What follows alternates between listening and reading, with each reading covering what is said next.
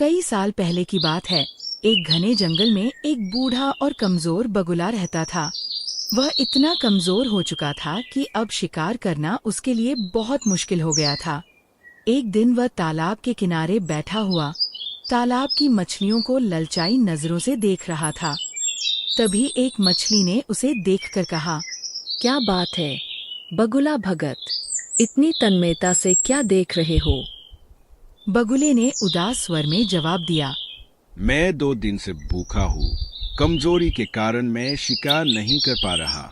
इस संसार में हर प्राणी को 3 दौर से गुजरना पड़ता है, बचपन, जवानी और बुढ़ापा। मैंने अपने 2 दौर देख लिए, अब तीसरे दौर में हूँ। मछली ने हंसते हुए कहा, बगुला भगत, तुम अपने बुढ़ापे का आनंद लो। जब तुम जवान थे तब कोई तुमसे बात करने की हिम्मत नहीं करता था। बगुले को गुस्सा आ गया। उसने कहा, तुम अपने आप को क्या समझती हो? जब मैं जवान था तब मछलियाँ मेरे सामने कांपती थी। अब तुम मेरा मजाक उड़ा रही हो। मछली ने जवाब दिया, मैंने अपनी माँ और दादी से तुम्हारे बारे में सुना है। तुम जवानी में बहुत क्रूर थे, अब तुम बूढ़े हो तो मैं तुम्हारे पुराने व्यवहार का बदला ले रही हूँ। इतना कहकर मछली हंसते हुए तालाब में चली गई। बगुला उदास होकर मछली को जाते देख बोला, काश मैं फिर से जवान होता तो तुम्हें जरूर खा लेता। उसे नहीं पता था कि यह सब एक कबूतर दूर से देख रहा था। कबूतर तुरंत उड़कर मीनू मौसी और रानू चिड़िया के पास पहुंचा और बोला, बगुले का हाल देखकर मुझे बुढ़ापे से डर लगने लगा है। रानू चिड़िया ने पूछा, तुम कहना क्या चाहते हो? कबूतर ने कहा, आज मैंने तालाब के किनारे बूढ़े बगुले को देखा। एक मछली ने उसके बुढ़ापे का मजाक उड़ाया। वह बेचारा 2 दिन से भूखा है। रानू चिड़िया ने मीनू मौसी से कहा, मीनू मौसी, क्या हमारा भी बुढ़ापा ऐसा होगा? मीनू मौसी ने जवाब दिया, नहीं रानो, हम अपने बुढ़ापे का इंतजाम करेंगे। लेकिन बगुले की बात सुनकर मुझे दुख हुआ। कोई यूं ही किसी का मजाक नहीं उड़ाता। शायद उसने जवानी में कुछ गलत किया हो। रानू ने पूछा, आप क्या कहना चाहती हैं? मीनू मौसी बोली, कबूतर ने सिर्फ उसका बुढ़ापा देखा, क्या पता वह जवानी में कैसा था। फिर भी हमें उसकी मदद करनी चाहिए। रानू ने कहा, हम कैसे मदद करें? हम तो खुद कमजोर पक्षी हैं।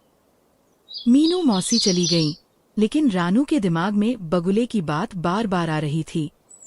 वह जंगल के दूसरे छोर पर उड़ रही थी। तभी उसकी नजर एक चील पर पड़ी। चील के चारों ओर कई पक्षी गोल घेरा बनाए बैठे थे। रानू ने सोचा, यह चील हमारे जंगल की नहीं लगती। ये पक्षी इसके सामने इतने सम्मान से क्यों बैठे हैं? वह पास गई और काले कौए से पूछा, यह चील कौन है? कौआ बोला, रानू, यह कोई साधारण चील नहीं। यह चमत्कारिक चील है जो दूसरे जंगल से आई है। ये पक्षी अपनी समस्याओं का समाधान लेने आए हैं। रानू ने हंसकर कहा, मुझे तुमसे ऐसी अंधविश्वास भरी बातों की उम्मीद नहीं थी। चील ने रानू को देखकर कहा, मैं कोई पाखंडी नहीं हूँ। मेरे पास चमत्कारिक शक्तियाँ हैं। बताओ, तुम क्या चाहती हो? रानू बोली, हमारे जंगल में एक बूढ़ा बगुला है जो शिकार नहीं कर पाता। जंगल के प्राणी उसका मजाक उड़ाते हैं। अगर तुम सचमुच चमत्कारिक हो तो उसे फिर से जवान कर दो। चील ने रहस्यमय अंदाज में कहा, प्रकृति के नियमों के खिलाफ नहीं जाना चाहिए।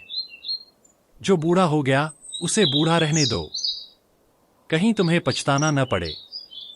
रानू ने गुस्से में कहा, तुम साफ कहो कि तुम पाखंडी हो। चील ने क्रोधित होकर एक दाना रानू की ओर फेंका और बोली, यह चमत्कारिक दाना है। इसे बगुले को खिला दो, वह जवान हो जाएगा। रानू ने दाना लिया और तालाब के किनारे बगुले के पास पहुंची। उसने सारी बात बताते हुए कहा, मुझे तुम्हारे लिए दुख हुआ। यह दाना खाओ, तुम फिर से जवान हो जाओगे। बगुला खुश होकर बोला। रानू, तुम बहुत अच्छी हो। उसने दाना खाया और तुरंत जवान हो गया। रानू खुशी खुशी चली गई।